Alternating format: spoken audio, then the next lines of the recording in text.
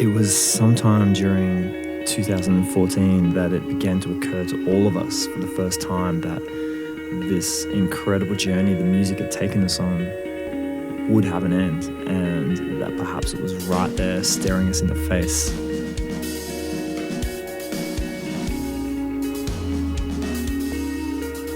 From the moment we launched our debut EP back in 2007, life had, in a very short space of time, become a blur of travelling, stage, punctuated by intense studio solitude each time we wrote the next record. And this cycle never stopped. It never slowed, even when faced with the biggest tests. It always just moved forward with this unstoppable momentum, carrying us from one place to the next. But finally, without us even realising it, we had grown to a halt. It was time to deliver a new album. We were burnt out from 2 years on the road, and we did not have a single song written. Our solution to this problem, the best thing that we could think of at the time, was to completely lie to our record label, tell them we had an album full of amazing songs ready to record right now, book the studio, and see what happens.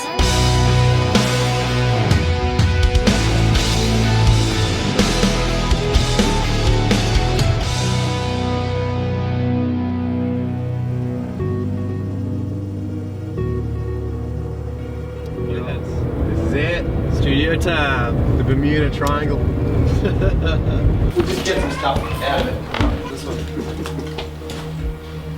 This is my flashlight. I just ruined that footage. You're gonna have to edit that out. It's a bit small. No. Making the hits.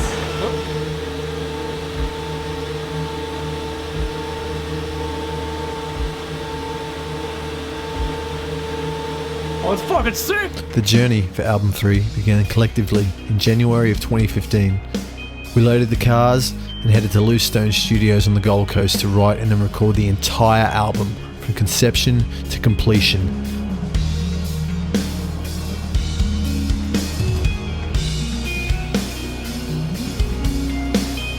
This style of intense writing was brand new ground for us.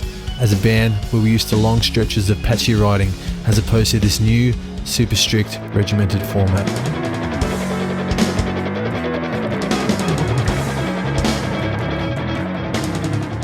We had exactly 2 weeks to turn our ideas into fully formed song structures before our producers Forrester and Matt arrived to put the songs under the microscope.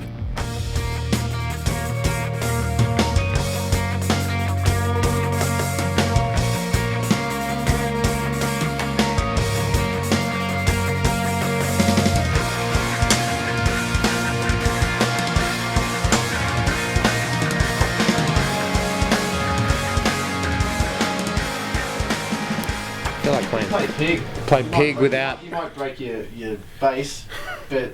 Well, the face is alright. You can still make an album with a broken face. You don't need a face to record a bass. I don't need to be handsome to play guitar, but I am. Day one. Into it. The group dynamic for this record has been amazing. When we walked into Loose Stones, we left our ego at the door. We understand what we need to do, which is make a killer album.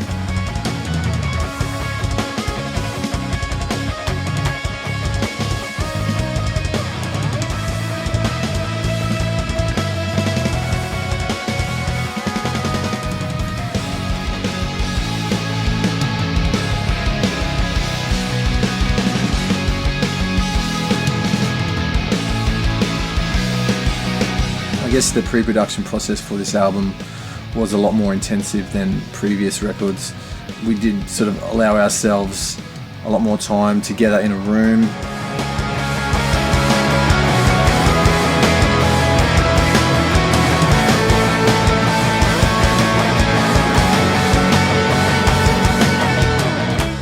You could actually like the flavour of what we kind of did there, like where you hit that tangent and just go outro, like full different direction of the whole song, never get back to chorus. I feel like that could be the vibe of this song.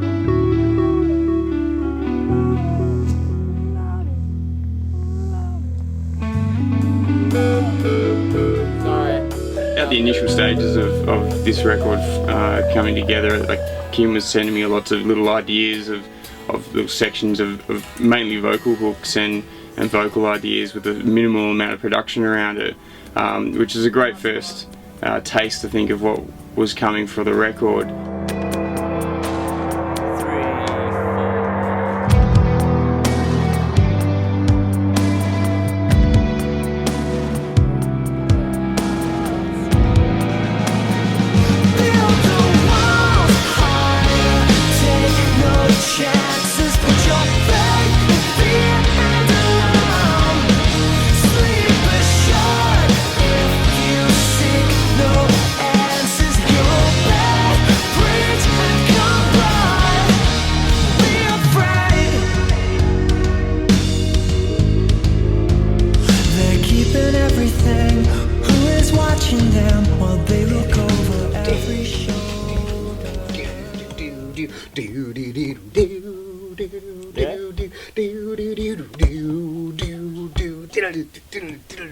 Yes!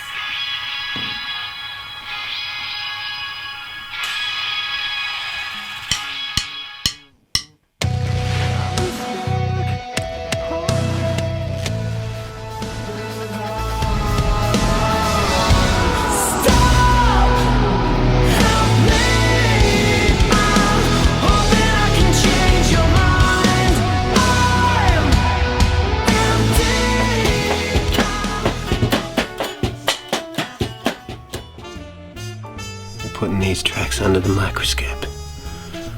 Funk Balls, album opener. Space Band should be Space Jam. Rattlesnake. Palms. Danger Zone.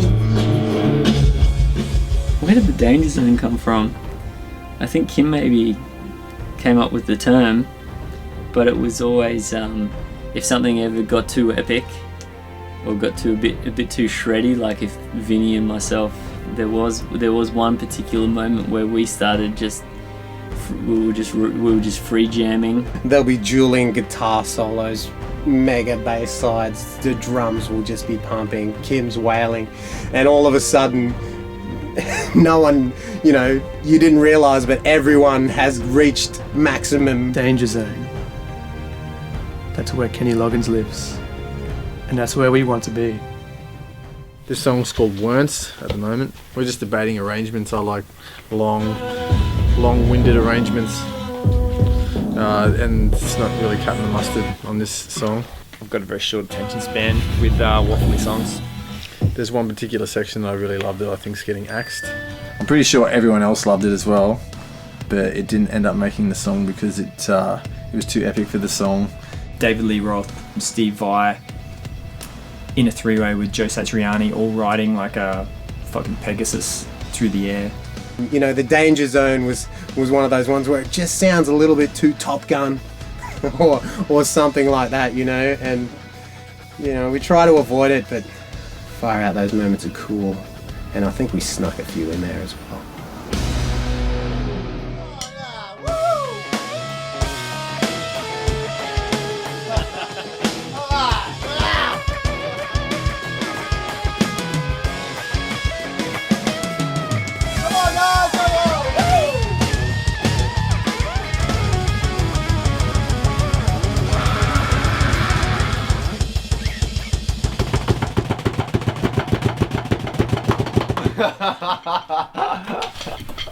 Alright, let's go. From the chorus into verse 2. Chorus in the Do you want to hear our new song? I was just laughing at you guys from the next room and going, these guys are fucking useless without someone sitting on this thing going fucking... We got Reactor. Huh? Barty's, And this. Barty wrote that. No, he did not. Alright.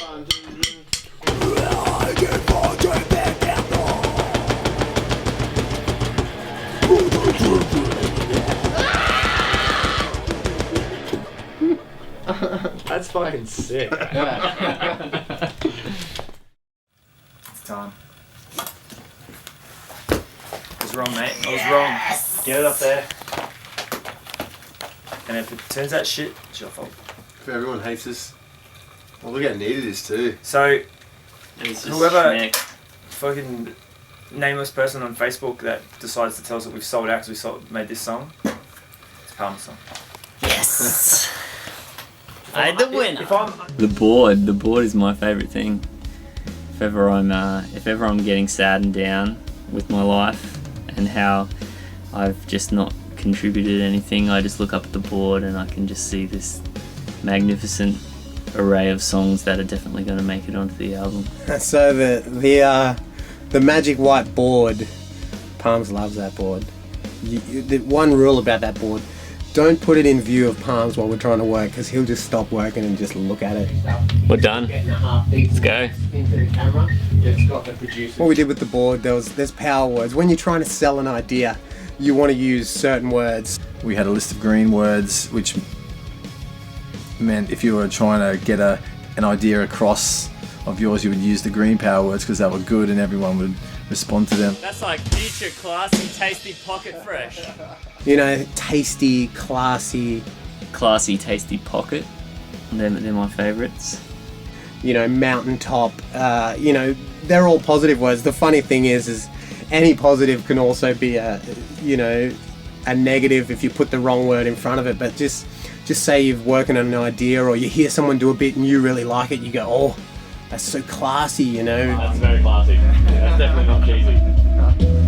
So that'll be a bonus. Keywords, he already knows the keywords. And then if you want to shut someone else's idea down a little bit, just subtly, you might just sneak a little red word in there. So you might say, oh, you know, that's a bit daggy, or that's got a little bit of a bogan vibe. Just goes to kind of bogans out with that chorus groove and everything. Everyone will just harp in and just go, yeah, oh man, no, that's no good. The power words were really strong back in the early days of the last two records.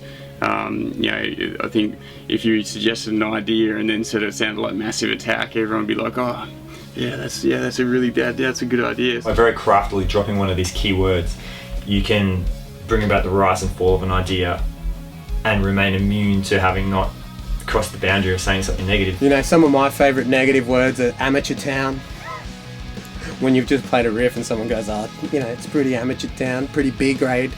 Or, you know, cheesy is obviously really bad. The list just kept growing and growing, and eventually we had to start sort of, the song titles got smaller and smaller when, you know, as we added more and more red and green power words, so that was pretty funny. One of the mega power words on this one was, it sounds too much like DLC. So, you know, go figure.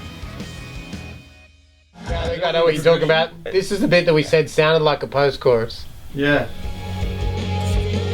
So we as a band are unbelievably brutal when it comes to songs that make it and part selection for the songs. And, you know, like we say, everyone helps each other write each other's bits. So it's one of those things. Everyone has an opinion on your part. You know, you might have just laid down the sickest drum beat ever, but someone's got an opinion on it, and vice versa. You know, Kim might have just sung his heart out in there, but someone's going to come in and go, hang on a minute, I think it should go like this. That's these little slides. I think that happens like once in the song, like right on the last chorus or something. Oh yeah, Like, yeah, it's a little just, like, flavour. A little special moment. Cool. It's kind of jazzing it up for me a fair bit. I wouldn't mind not pushing it to the back. Well, we'll just leave it in there and then we can always pull it out. You can't just write a mediocre part in this band. If it has any kind of generic vibe or any kind of boring moments, even if it's only for like half a bar, it'll get punished. to play what I have been doing? Doesn't matter. Alright, I'll play what I have been doing. Every single person's got to be happy with an idea for it to make it into a song. There's never been an instance where, say, only one person's liked a particular section, and because they've liked it, it's made it into the song. It's all for one for all. So I think having that mentality of everyone having to like something is a great thing for the songs, and the fact that only the best ideas really make it through. The one kick at the start. No, you're talking about the one tom hit. Is that what you're talking about? I'm doing 2 tom hits. So it's this boom, ga, boom, ga, boom.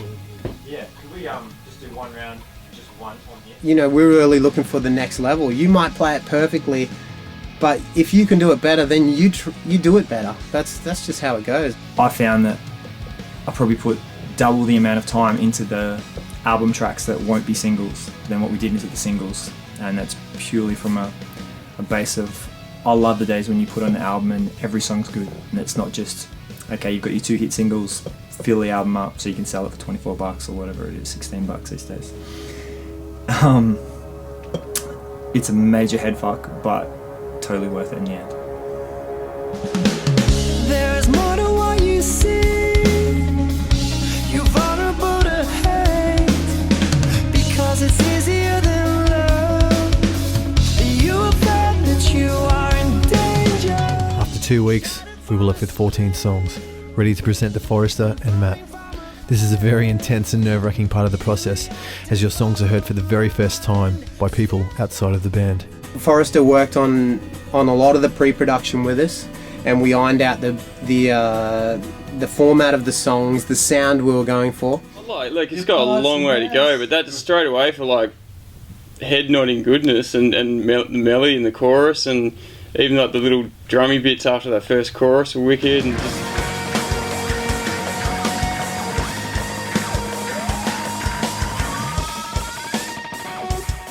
how Liquor just did that down vibe with Stewie doing the bass line. I reckon that the goal is to try and get that as like an A section, but then negotiate its way into the section that we both like that's already there. Barty came in. Barty was away on tour at that stage, but he also came in and then had his thoughts on the songs and how things were going to go, and we compiled all them together, worked them out. The key is to break it up into those 4 sections and have, so you've got A, B, A, B, changing it from like that same thing that you're doing in verse 1 to maybe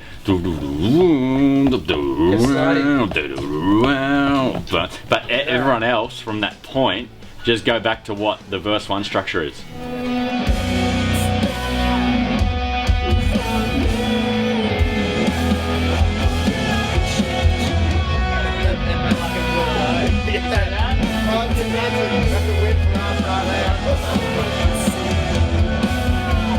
Was done all here, right in the magic of Blue Stones.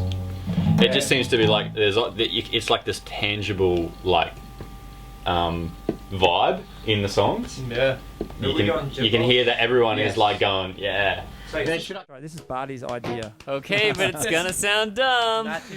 For the record, Barty's idea. I'm just saying, let's eliminate everything. Let's eliminate this option right now. Here we go. Just do it so we can eliminate it.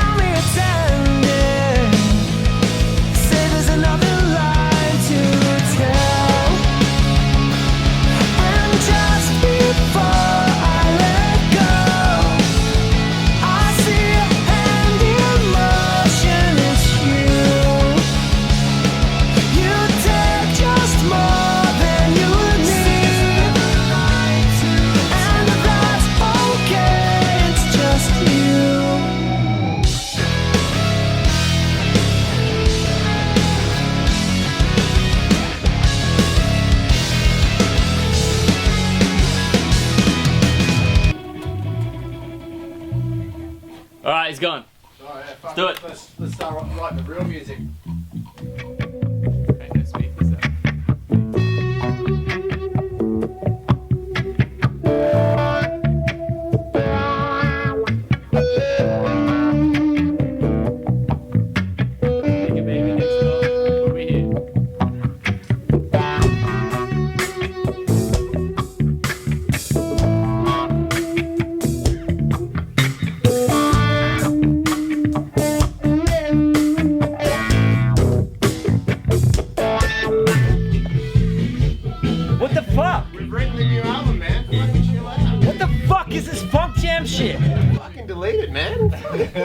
Have you been doing the beer? No, just a bit of hammer. Huh? What the fuck? Every show we play, this is on our rider. We need to be endorsed. I drink this beer exclusively. Hey guys, where's the vodka cruises I ordered? All the different combos. That one's really easy. That way's hard. Anti-spin. So you go the other way and it's fucking really easy. Then you go back the other way and it's really fucking hard. It's just like the chorus at all, it's just the way it's being presented in that demo. I think it's only about 3 chords. Out of place. I reckon it could be a cool bookend. Silence might not be single worthy, but that one, It's grabs me. it's good. It's different and interesting, I think. What's that silence? We've just been working on it for quite a bit this morning. Many ideas, good ideas, going down, but we're hoping to get, so now that the songs that are in black need a red tick or a red underline to be, they've been analysed, they're going on the record. The Red Pen of Destiny. Axe that guitar. Album approval. Silence. Song number 1. You made it to the album, buddy.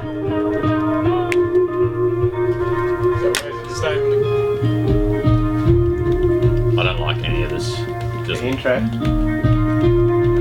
Sounds like I'm going to eat like Mexican at some flamenco restaurant. But then steps into Radtown.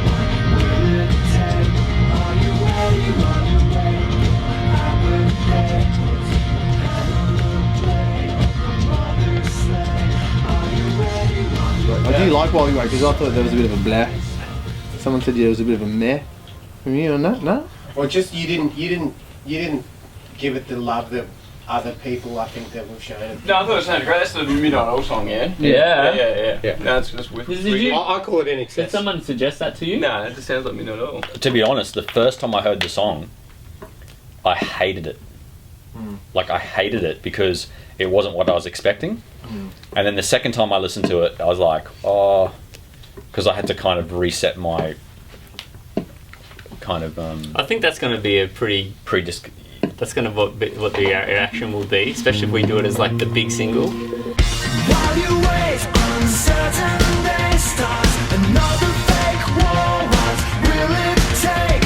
Are you ready while you wait? Your apathy puts your hand on the blade of the mother's slave. So it's day 25. We've just finished pre-production. Vinny is in there right now, laying down the first of the guitars. It's been a pretty amazing experience so far. We're coming in with a bunch of songs that were just acoustic and vocals or some electronic stuff and vocals, and seeing them become dead letter songs has been like amazing for me. I've really enjoyed it. The band dynamic is and vibe, I guess, is at an all-time high.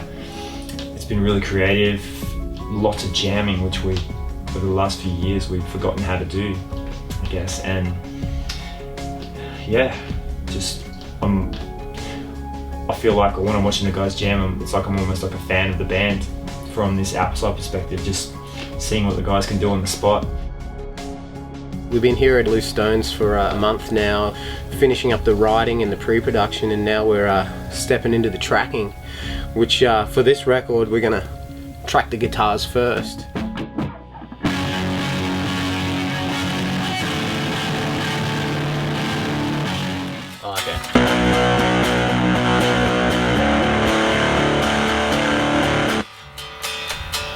The boys have started tracking guitars. I'm going to head up to Brisbane to rehearse my drum parts for when I get to track. We're doing it all in reverse this time.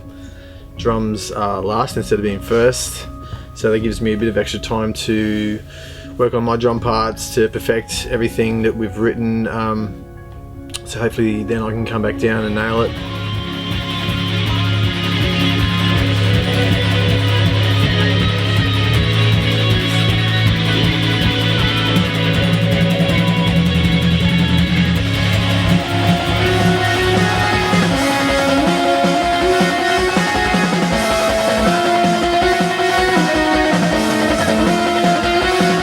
With this album too, we wanted we wanted the modern and the vintage sort of thing, especially sound-wise with guitars. So, you know, we're Axe Effects users and we swear by those devices. But also, what we wanted to do this time was use whatever we had at our disposal: vintage guitars, vintage pedals as well. So the guys from Signal Chain dropped us off a crate full of pedals, and then also some amps, some real amps. And what we did was blended those together and created the best sound we could possible with no limitations. With the Axe Effects, we'll then recreate those sounds using tone matching and take that sound on the road for the live shows. It's gonna be really exciting.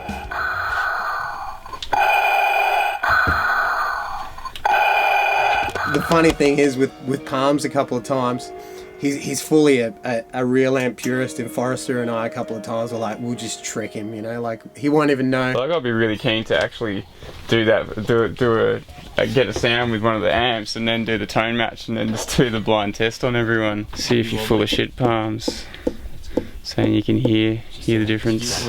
He's full of shit. We'll set up all these awesome amps and then, you know, go through the sounds, and half the time Palms will be like, oh, what's that? Oh, that sounds awesome. And then both? Like, there you go, buddy. It's the Axe Effects again. So we've fully converted him now.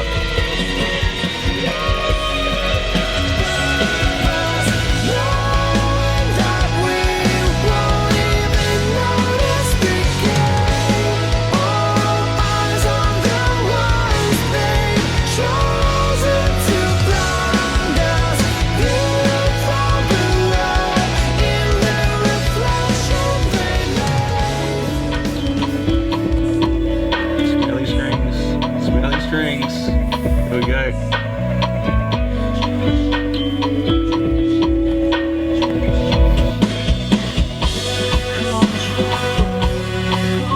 Oh, that tongs!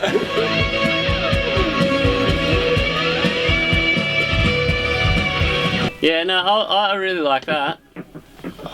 You vibe on that, Vinny? Yeah, it sounds killer. Yours bit sounds custom underneath it as well. Both bits, like, this is the thing, like, both bits are fucking sick bits. This is the band we've been waiting to be, I guess. Super positive, really creative.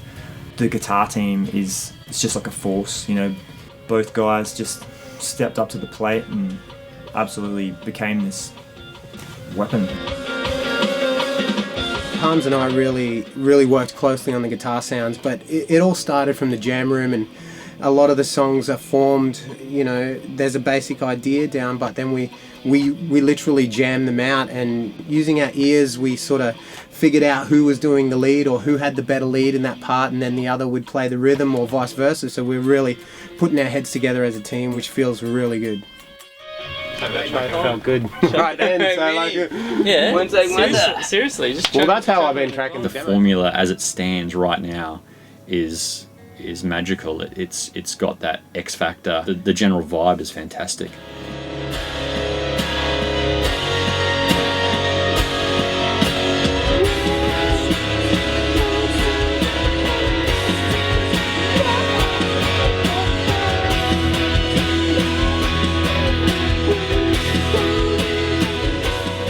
Luke's added a fantastic dimension to the band now.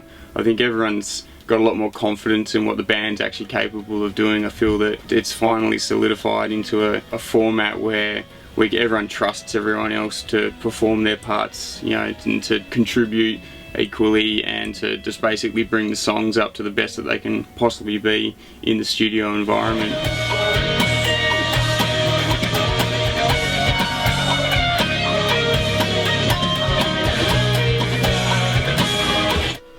Yeah. Alright. Custom, super custom. Luke Palmer.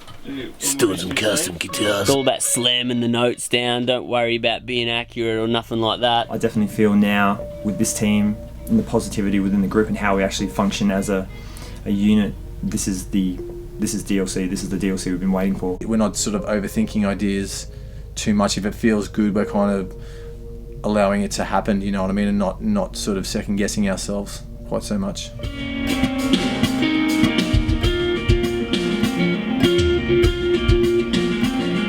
I've only really had a glimpse of the last, I suppose, 2.5 years with the band.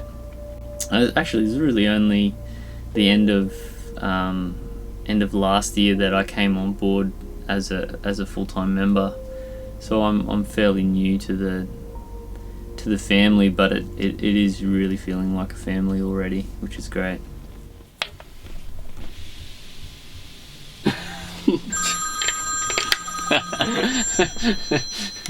Brandon. Yeah, Fuzz. Hey buddy, I was wondering if you'd come and join us. Get an opinion on this guitar sound. Alright, well, what do we need?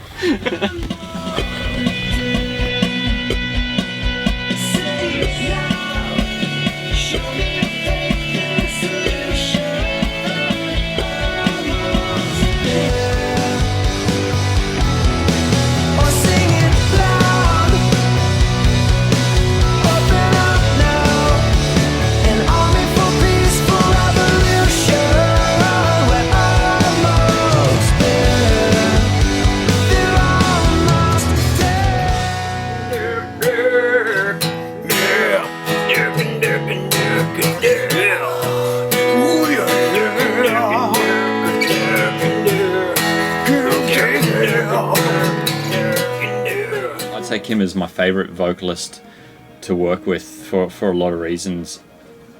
There's a real integrity in his lyric writing process. Build the walls higher, take no chances, put your faith in fear and alarm. There's a lot of passion behind the lyrics, and he really means what he writes. So from that point of view, it's actually a pleasure to work with him. He knows what he's trying to say. The message is very concise and clearly kind of thought about before he even walks into the studio.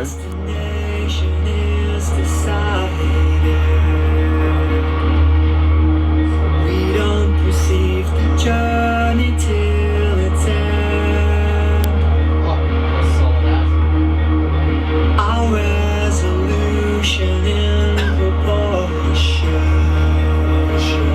Too fragile, and then it was just a bit too prudy, and then we just had to go for like a real supreme being, like fucking I understand all the lessons in life version of it. In the end, that's how we sort of just we've been to go through each part and imagining, the perspective. I think lyrically where the band began was pretty much about relationships and little lessons in life, and slowly evolved towards this, I guess, spiritual place of some of the words that would come out, I would just struggle to connect them with me, furthering my belief that perhaps music is this otherworldly thing that chooses you. And I found after a while that the concept of using your voice to really be a signpost for things and important things, obviously slightly political things, but not so much the Malcolm X standing on the podium, pointing down, preaching to people. More you're the person in the audience staring up at Malcolm X going, I get it. So it's kind of a lot of the moments of the lyrics are my moment of it clicking, it falling into place.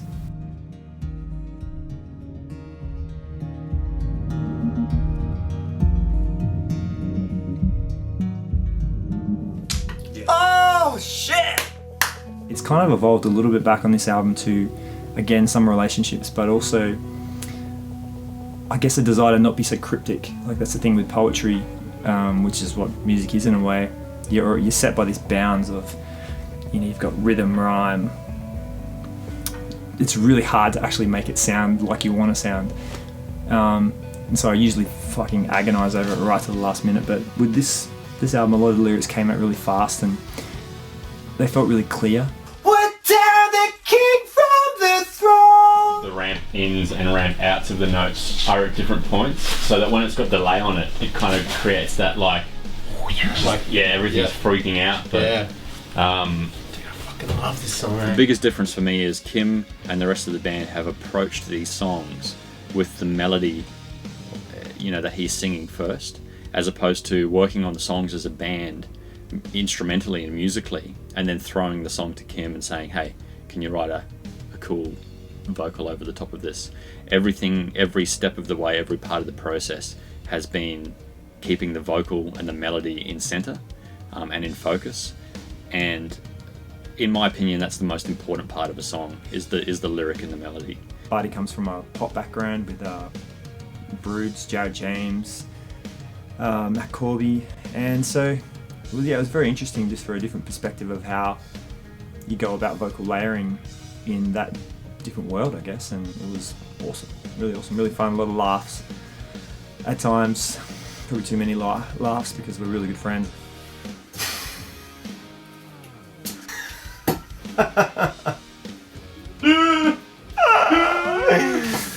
What are you doing?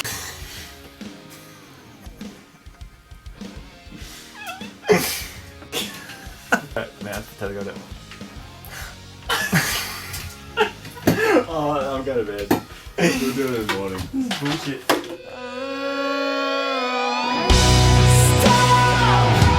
And then she said, "Where's the rice?"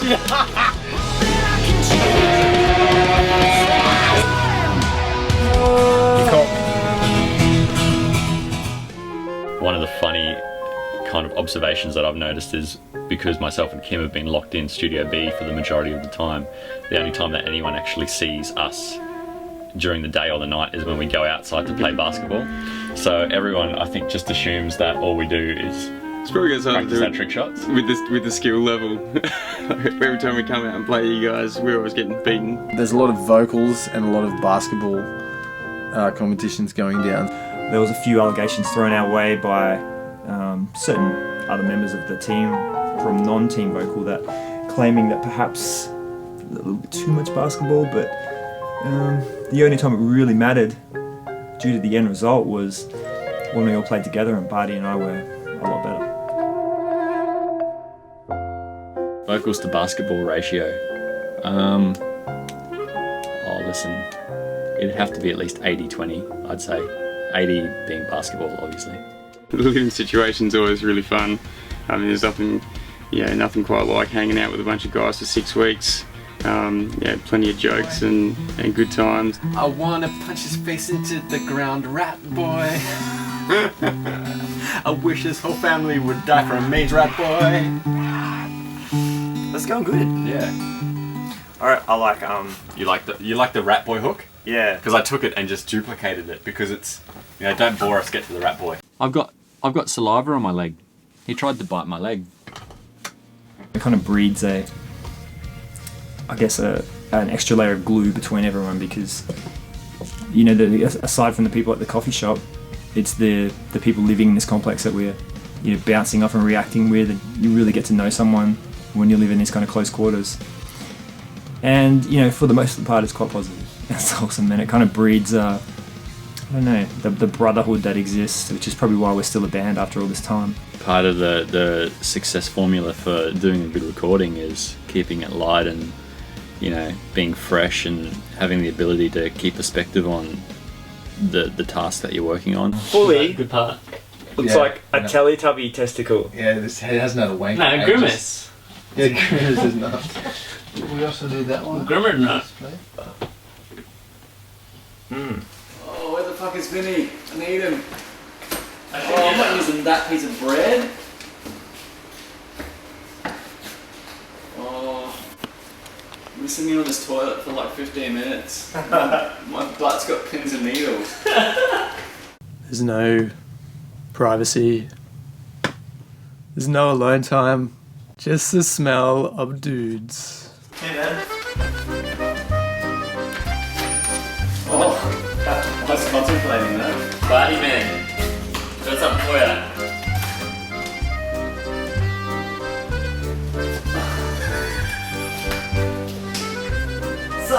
Psych! Give me some toilet paper. I'm waiting for Benny. Vinny man!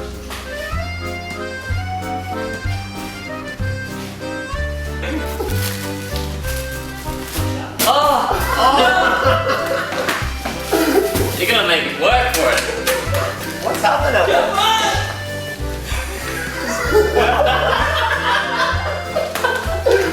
Don't stop around, just run the gauntlet and get it done. Get me the toilet paper, someone! It's done. It's Oi. there. We got it all the way from the shops there. All we gotta do is go the rest another foot and you're the producer of this record, I demand respect. I can't do it to the guy. Yeah, your guitar's just made it onto the record. Good times, Camp DLC album 3. Siri, let's do it.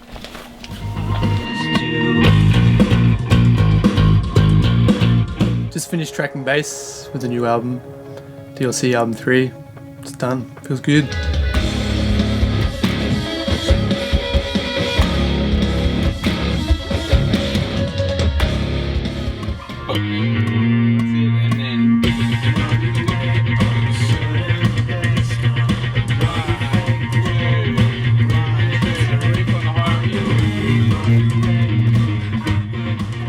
Spent a lot of time looking for a fresh bass tone this time around.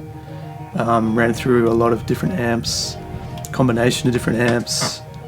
A lot of guitar amps were fucking sick for like crunchy tones.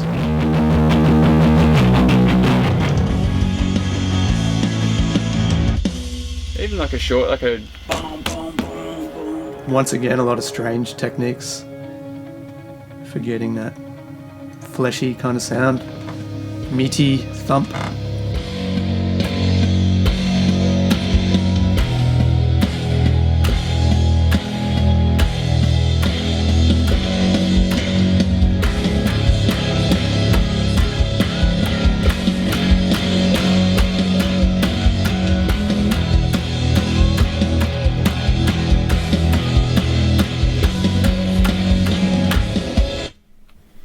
Sounds meaty. And then he says to me, well, you hit the drums like a girl. And Stewie.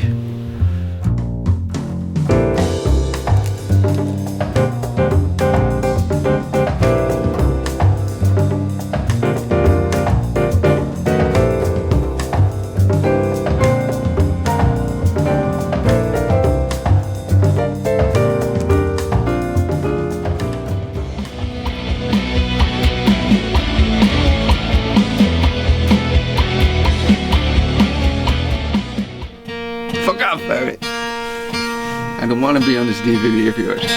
Craig is from Austria? Well, he's from Norway, yeah? Czech Republic. Zimbabwe. Sweden. I'm pretty sure he's from Malaysia. Yeah, when I came in here first, immediately the guys had the joke that I would be from Denmark, Sweden, Norway, whatever. We're joking around, but I'm actually from Holland. Right, the Flying Dutchman. Ah, fuck, I'm on camera. Sorry, Mom. Sorry. Freak. Freak. Freak. Freak. Freak. Freak is awesome. He comes from Finland. He is just an absolute dude. We just threw it out there. If anyone wants to come and help and be a part of the record as a sound engineer, they would be more than welcome to do that. This is the future, you know? She said. Okay, let's fucking get serious here. Yeah. Fake loves Nutella. Well, he loves the Coles generic brand of Nutella while he's here. You know, he's just one of those guys that he's living in a full-time Nutella dream, you know what I mean? Like, yeah, I've got this profound love for peanut butter as well. But, you know, when I'm here in Australia, it seems I'm more into the Nutella thing, especially the cheap one from Coles. It's my favorite so far. thinks about IKEA 4 days a week, you know.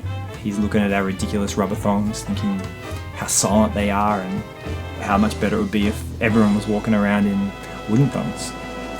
Just the way it goes, man.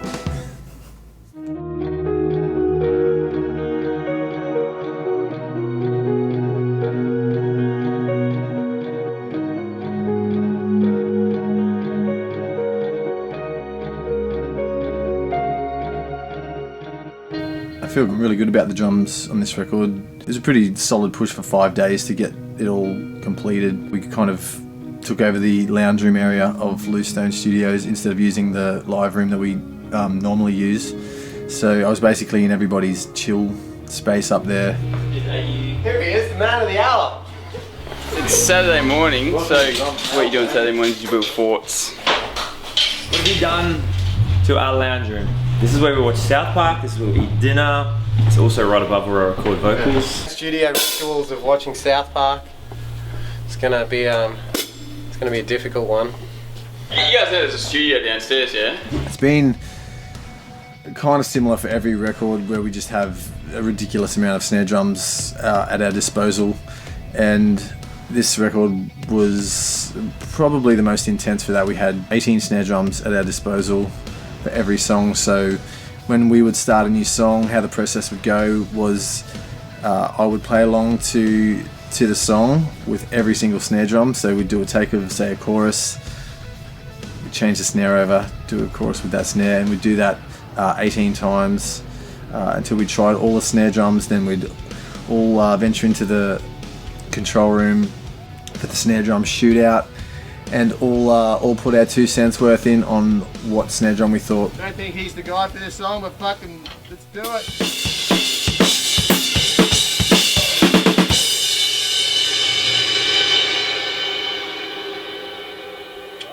Couple of surprises in that bunch. Yep.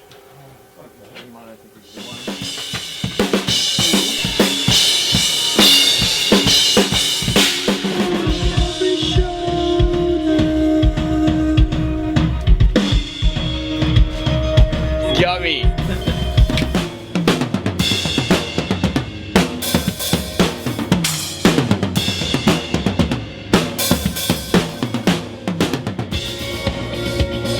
And I actually really prefer how you've put your little crash splash cymbal in instead of the extra hi-hat hit. It's great. Come on, everybody. Rock it out now. Come on, everybody.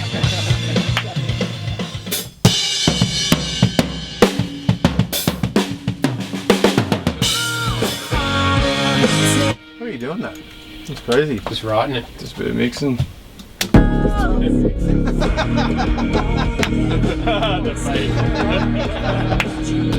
Hey, so instead of what about instead of having that just So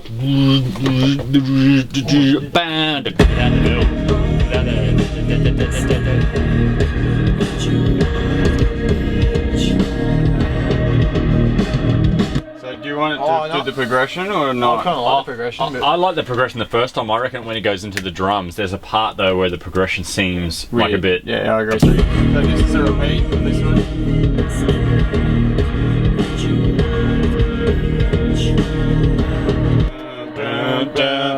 And then repeat again.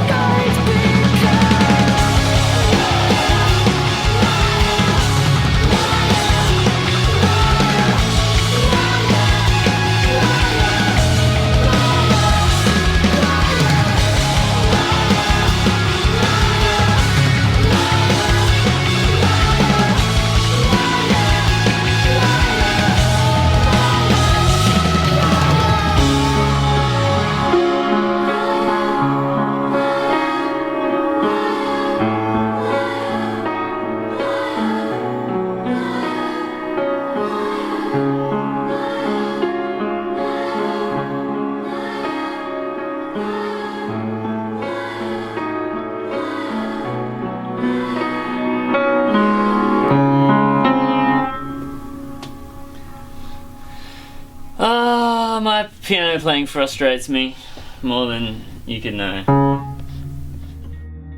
What I ponder often is, where does music actually come from? Or what is it? You know, is it just simply an expression of an extension of myself, or that all the people gathered, or is it more of something that you channel and you're chosen for it and you just tune into the frequency of the music from the ether or wherever it exists?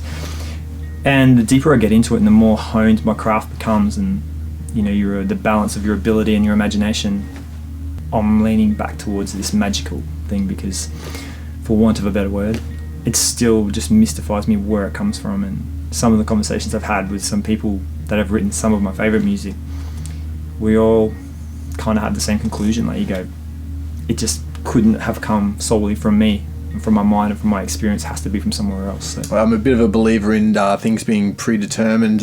So sometimes it feels like the songs have already been written, and we're just kind of, I guess, the amanuensis or the conduit for the music to come through. The thing about being in a band like DLC, which I feel really privileged to be a part of, is how much the music resonates with people. And I can associate pride on a level where I feel pride that people love the music that we write, but I feel more lucky in a sense that there's plenty of good music out there, but then there's some music that just seems to really go deep with people, and DLC is the kind of music which is the soundtrack to those intense moments of your life, like moments of triumph, or generally, the uplifting moments. So it might be you've just hit rock bottom and you get your shit back together, and I couldn't wish to be in a better band for that, I guess. Like, I still have moments I can't associate the music that we all write with the clowns that are gathered in this band to do it. When people come up to Kim and mention that the lyrics have helped them through a particularly rough moment in their life, I see people do that from time to time, and I'm sure he sees it a lot. There's times when I'm not there and it happens, and I think there's a great responsibility in that, when that happens to you, when someone comes up and tells you how your music feels to them. And I think Kim takes that in his stride quite well. The thought of there not being an album 4 is just so buried. Like, the band is on an all-time high, an all-time writing high, and I actually really look forward. I know I haven't even finished. I've been here for 2 months. I haven't slept. But if it said to me 6 months from now, you're going back in again for another 2 months, I'd be like, sign me up today. This is a defining sound for the band, and they've come together and worked together like never before to produce something which I personally feel is the pinnacle of their career so far.